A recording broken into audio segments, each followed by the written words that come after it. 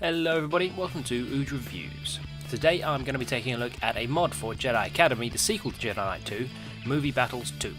The reason I'm looking into Movie Battles is I played an unhealthy amount of it when I was a kid, and it's had a bit of resurgence with the release of The Force Awakens, so I've played it quite a bit over the past week, and it seemed appropriate as a follow-on to the Jedi Outcast review.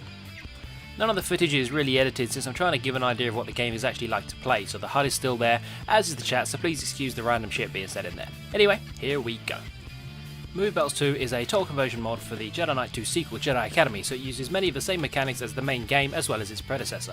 MB2 however changes things around a little bit to incorporate proper blocking for Jedi and Sith during fighting, and balance changes to make gunners a lot more viable. It uses a round-based last man standing system with classes to select before each round, so you can play as a bounty hunter, a clone trooper or a droideka, along with the expected Jedi and Sith classes and many others. Each class has a point system allowing you to customise your loadouts and skills between rounds, so there's tons of different ways to play every class. There's also a bunch of different models to choose from, ranging from generic stormtroopers to characters from the expanded universe like Darth Malak or IG-88. There's also plenty of maps from the movies and expanded universe, in addition to entirely new concepts brought in by the developers. These take balance over realism, so they may not be perfect reproductions, but this is usually needed to make the game playable, so one team or one class doesn't inherently benefit over the others depending on the map that they're on. The most interesting aspect of the game is the way balance plays out, since it's primarily based on movement speed and distances. For example, a Jedi can't push or pull a gunner over if he's stationary, walking or crouching, just the same as if a Jedi gets too close, he can kill the gunner very easily. This means there's a fine line for players in regards to how they move and how close to opponents they get. Jedi and Sith use force points to manage their force powers and how much blaster fire they can deflect.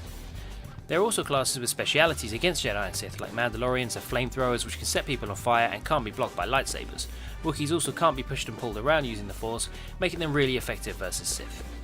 There are a few different game modes to play through as well. You've got Battle, which is your standard last man standing mode with full freedom over what you want to play, Full Authentic, which has preset class limits and class loadouts to make the maps more movie accurate, and Semi-Authentic, which is somewhere in between. You've got some customization but also limitations on what classes you can play and what models you can use.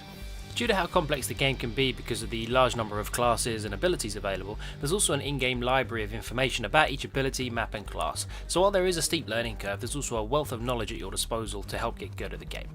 All these class specialities, as well as a separate balance focus for Jedi vs Sith confrontations, make for a surprisingly well-rounded game. A lot of the kinks have been worked out over the mod's 15-year history, and is still one of the best Star Wars gaming experiences, which is particularly impressive since it's not even a professionally developed game, which says a lot for the guys working in their spare time to keep things going. If you already have Jedi Academy, I urge you to download the game. The website link will be in the description. It's a lot of fun and it's free as well, which is never a bad thing.